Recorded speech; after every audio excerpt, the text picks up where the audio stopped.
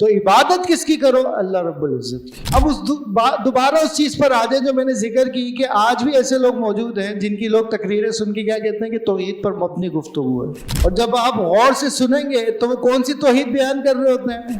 بات سمجھ آ رہی ہے؟ وہ کیا کہہ رہے ہوتے ہیں اپنی تقریر میں؟ اللہ ہمارا خالق ہے۔ تو بھائی کس کو ڈاؤٹ ہے؟ اللہ ہمارا مالک ہے، اللہ ہمارا رازق ہے، اللہ ہی ہے۔ آپ اپنی تقریر میں یہ کہیں نا کہ یہ جبین کسی کے آگے نہیں جھکے گی، دعائیں اللہ کے سوا کسی سے نہیں ہوں گی، نظر و نیاز اللہ کے سوا کسی کی نہیں ہوں گی، یہ ساری عبادات ہیں اور یہ صرف اور صرف کس کی؟ ایک اللہ رب العزت کی ہوں گی۔ یہاں تنازع شروع ہوگا۔ یہ وہ توحید ہے جس کو بیان کرنے کی ضرورت ہے۔ اگر آج بھی آپ اس معاشرے کی بات کریں گے، آپ 10 لوگوں کو روکیں باہر کھڑے ہو کے، 10 لوگوں کو روکیں، 10 کے 10 مسلمان ہوں گے اور 10 کے 10 اللہ کو خالق بھی مانتے ہوں گے، رازق بھی مانتے ہوں گے اور سب کچھ مانتے ہوں گے۔ لیکن جب آپ ان سے پوچھیں کہ منت کس سے مانگنی ہے، منت کیا ہے؟ عبادت۔ دعائیں کس سے کرنی ہے؟ کیا 10 کے 10 جواب دیں گے آپ کو کہ اللہ سے؟ تو اصل کون سی توحید کی قسم بیان کرنے کی ضرورت ہے؟ وہ توحید الوہیت ہے کہ لوگوں کو یہ بتائے کہ عبادت صرف اور صرف اللہ کی ہے۔ توحید، یہ سارا کا سارا سلسلہ در حقیقت توحید کے لیے تھا۔ جتنے بھی نبیوں کو بھیجا گیا ان کا بنیادی مقصد کیا تھا؟ کہ لوگوں کو توحید کی دعوت دیں۔ تو آج یہ مختصر سے وقت میں انشاءاللہ کوشش کروں گا کہ توحید کے حوالے سے چند باتیں آپ کے گوش گزار کر سکوں۔ توحید وحد یواحد، اکیلا ماننا، اکیلا قرار دینا، یہ توحید کا معنی ہے۔ جب یہ چیز اللہ کے لیے استعمال کی جائے تو اللہ رب العزت کو اکیلا قرار دینا، اکیلا ماننا، 3 چیزوں کے اندر، ربوبیت کے اندر، الوہیت کے اندر اور اسماء و صفات کے اندر۔ جب کوئی شخص ان تینوں چیزوں میں اللہ رب العزت کو اکیلا مانے گا تو ہی وہ مسلمان کہلائے گا۔ اللہ تعالیٰ کا فرمان ہے فَاعْلَمْ أَنَّهُ لَا إِلَهَ إِلَّا اللَّهُ، اور جان لو، علم حاصل کرو کہ اس کے سوا کوئی معبود نہیں ہے، وہ اکیلا ہی عبادت کے لائق ہے۔ اللہ رب العزت کی معرفت، یہ مسلمان پہ فرض ہے کہ وہ اللہ تعالیٰ کے بارے میں جانے۔ جب تک اللہ کے بارے میں نہیں جانے گا وہ کلمے کا حق کیسے ادا کرے گا؟ ہماری کتنی عمریں گزر گئیں، 30 سال، 40، 50، 60 سال، ہم نے اللہ رب العزت کا کیا معرفت حاصل کی، یا ہم نے اللہ رب العزت کے حوالے سے کتنا علم حاصل کیا، کتنا مطالعہ کیا، کتنا علماء کرام کے پاس ہم بیٹھے۔ یعنی وہ ذات جس نے مجھے تخلیق کیا، مجھے پیدا کیا، مجھے پالا پوسا بڑا کیا، میں اس ذات کے بارے میں کتنا جانتا ہوں؟ یہ ایک سوال جو مجھے اپنے آپ سے کرنا چاہیے۔ توحید، اللہ رب العزت کو اکیلا قرار دینا، اکیلا ماننا، ربوبیت کے اندر، یعنی بحیثیت رب۔ یاد رکھنی انشاءاللہ چیز ہے، توحید کی کتنی اقسام ہیں؟ 3۔ ربوبیت، بحیثیت رب، اس کو اکیلا ماننا۔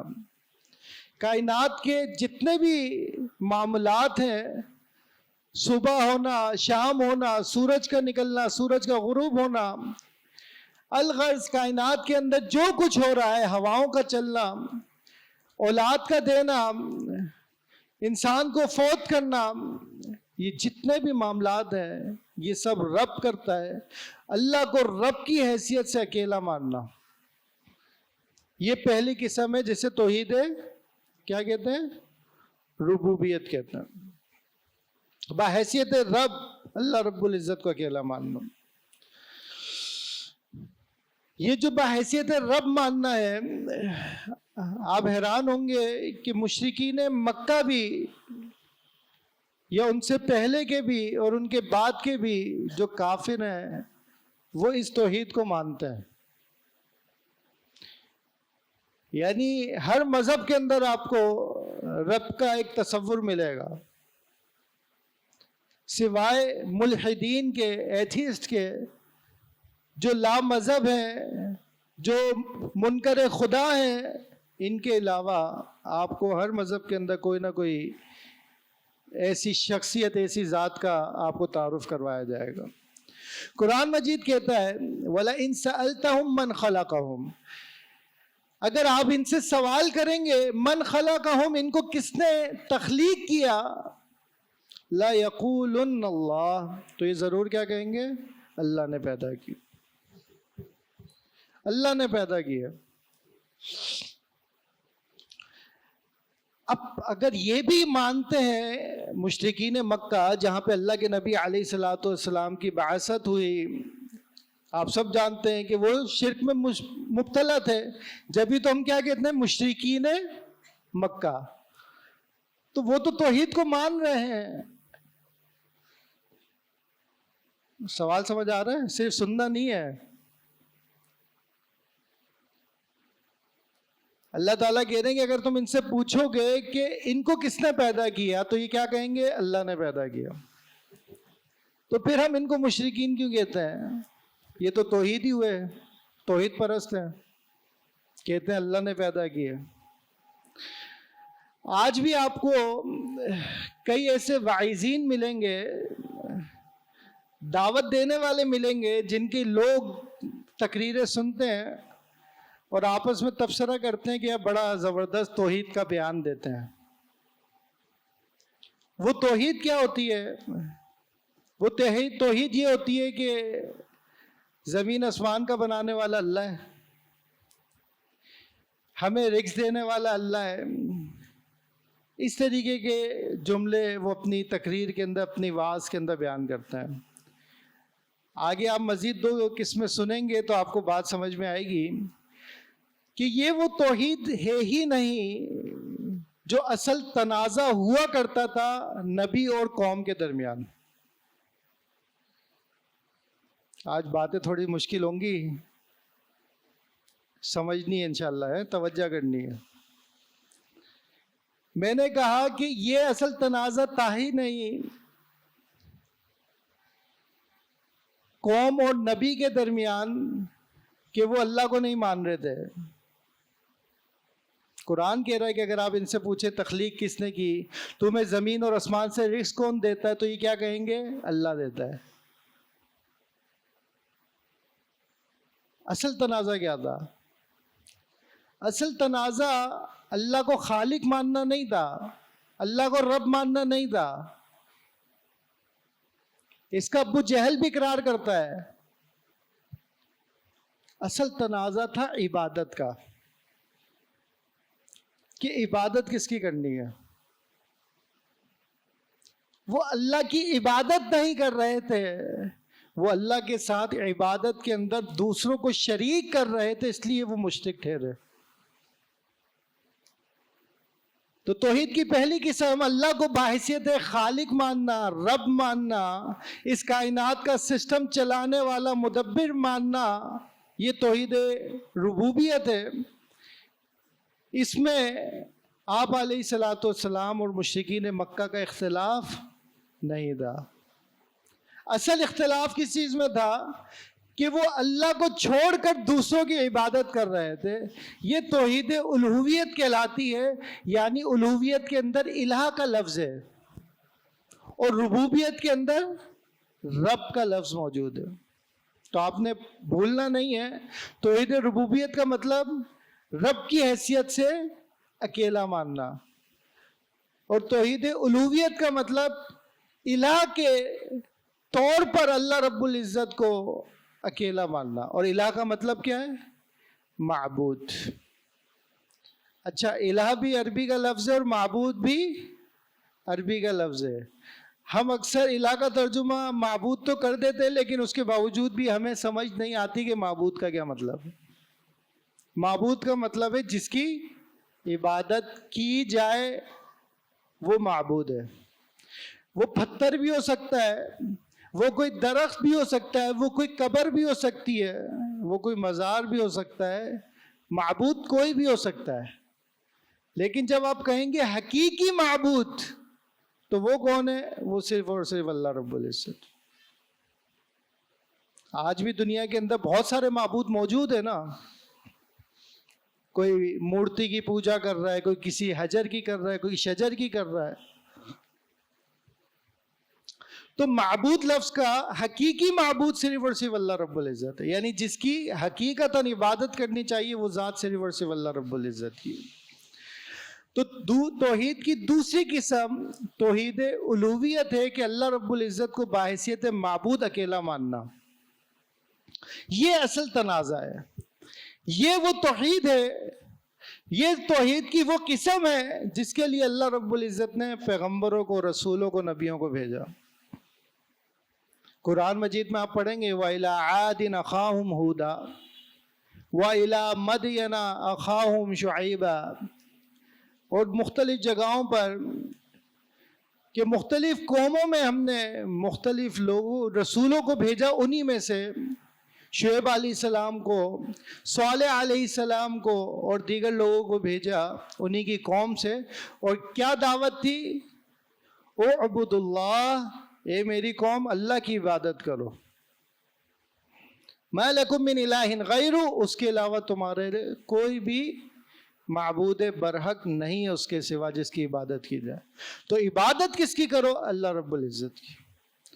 اب دوبارہ اس چیز پر آ جائیں جو میں نے ذکر کی کہ آج بھی ایسے لوگ موجود ہیں جن کی لوگ تقریریں سن کے کیا کہتے ہیں کہ توحید پر مبنی گفتگو ہے، اور جب آپ غور سے سنیں گے تو وہ کون سی توحید بیان کر رہے ہوتے ہیں؟ بات سمجھ آ رہی ہے؟ وہ کیا کہہ رہے ہوتے ہیں اپنی تقریر میں؟ اللہ ہمارا خالق ہے۔ تو بھائی کس کو ڈاؤٹ ہے؟ اللہ ہمارا مالک ہے، اللہ ہمارا رازق ہے، اللہ ہی ہے۔ آپ اپنی تقریر میں یہ کہیں نا کہ یہ جبین کسی کے آگے نہیں جھکے گی، دعائیں اللہ کے سوا کسی سے نہیں ہوں گی، نظر و نیاز اللہ کے سوا کسی کی نہیں ہوں گی، یہ ساری عبادات ہیں اور یہ صرف اور صرف کس کی؟ ایک اللہ رب العزت کی ہوں گی۔ یہاں تنازع شروع ہوگا۔ یہ وہ توحید ہے جس کو بیان کرنے کی ضرورت ہے۔ اگر آج بھی آپ اس معاشرے کی بات کریں گے، آپ 10 لوگوں کو روکیں، باہر کھڑے ہو کے 10 لوگوں کو روکیں، 10 کے 10 مسلمان ہوں گے اور 10 کے 10 اللہ کو خالق بھی مانتے ہوں گے، رازق بھی مانتے ہوں گے اور سب کچھ مانتے ہوں گے۔ لیکن جب آپ ان سے پوچھیں کہ منت کس سے مانگنی ہے؟ منت کیا ہے؟ عبادت۔ دعائیں کس سے کرنی ہے؟ کیا 10 کے 10 جواب دیں گے آپ کو کہ اللہ سے؟ تو اصل کون سی توحید کی قسم بیان کرنے کی ضرورت ہے؟ وہ توحید الوہیت ہے کہ لوگوں کو یہ بتائے کہ عبادت صرف اور صرف اللہ کی ہے۔ آپ کا نظر و نیاز کرنا یہ صرف اور صرف اللہ کے لیے ہونا چاہیے۔ آپ کا سجدہ، آپ کا رکوع، آپ کا جھکنا صرف اور صرف اللہ کے آگے ہونا چاہیے۔ الغرض عبادت کی جو بھی اقسام ہیں وہ سب کی سب قسمیں کس کے لیے ہیں؟ اللہ رب العزت کے لیے۔ جب اس توحید کو آپ بیان کریں گے تو پھر آپ کے سامنے وہ معاملات آئیں گے جو اللہ کے نبی کے سامنے آیا کرتے تھے، کہ جب اللہ کے نبی علیہ الصلوۃ والسلام طائف کی طرف گئے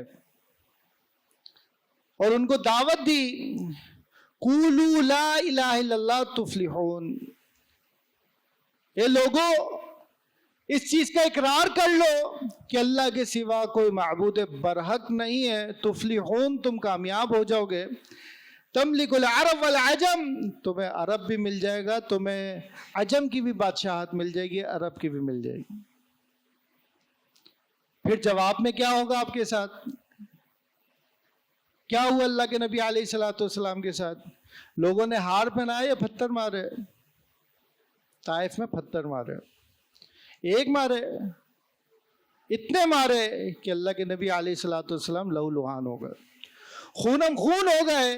اس قدر جسم سے خون رس رہا ہے، اور اس کے پیچھے سبب کیا تھا؟ دعوت توحید تھی۔ اور اگر اللہ کے نبی علیہ الصلوۃ والسلام بھی یہ توحید بیان کرتے کہ اللہ ہمارا رب ہے، اس کو بھی بیان کریں گے، اس کے اقرار کے بغیر کوئی مسلمان نہیں ہو سکتا۔ میں کہیں آپ سمجھیں کہ اس توحید کی ضرورت ہی نہیں ہے، لیکن یہ توحید جو رب کو نہیں مانتے، جو خالق کے منکر ہیں، ان کے سامنے ہم یہ بیان ضرور کریں گے، تبھی تو وہ مسلمان ہوں گے۔ اس کے اقرار کے بغیر مسلمان نہیں ہو سکتے۔ الحمدللہ رب العالمین۔ جو اللہ کو رب نہیں مانے گا وہ اس آیت کا منکر ہوگا، اس آیت کا منکر کافر ہوگا۔ توحید کی تمام اقسام پر ایمان لانا ضروری ہے، لیکن ضرورت کس توحید کی ہے؟ وہ توحید الوہیت کی ہے کہ اللہ ہی ہمارا معبود ہے، اس کے علاوہ کسی کی بھی عبادت جائز نہیں ہے۔ جب آپ اس توحید کو بیان کرنا شروع کریں گے تو پھر لوگ آپ کے ساتھ میٹھے میٹھے نہیں ہوں گے، پھر ہار نہیں بنائے جائیں گے۔ الغرض توحید الوہیت کہ اللہ کو باحیثیت معبود اکیلا ماننا، یہ توحید کی بنیادی قسم میں سے۔ تیسری توحید پر ہم بات کرتے ہیں ہمیں اختصار کے ساتھ۔ یہ دو قسمیں واضح ہیں کہ اللہ کو کائنات کے معاملات چلانے والے کے طور پر اکیلا ماننا، اللہ رب العزت کو باحیثیت معبود اکیلا ماننا کہ عبادت کے لائق کوئی بھی نہیں ہے، نہ کوئی ولی، نہ کوئی نبی، نہ کوئی امام، عبادت کے لائق کوئی بھی نہیں ہے۔ یہ سب لوگوں کو اللہ کی طرف لگانے کے واسطے آئے تھے۔